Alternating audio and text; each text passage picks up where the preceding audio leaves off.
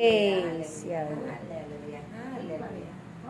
So tayo po ay dadako na sa pagbabasa ng mabuting balita. Ano po ba mga kapatid ang mabuting balita? Ito po yung salita ng Diyos na makapangyarihan sa lahat at tunay na nagbibigay tibay ng ating pananalig, pagtitiwala at pananampalataya sa Diyos.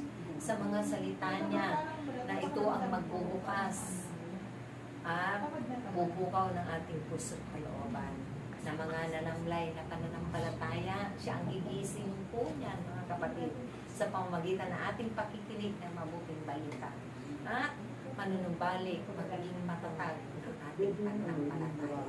So tatawagin ko na po ang itinakda sa araw na ito na magbabasa ng mabuting balita ang ina sa Bagong Jerusalem. Walang dilit iba, Inang Tess Juan.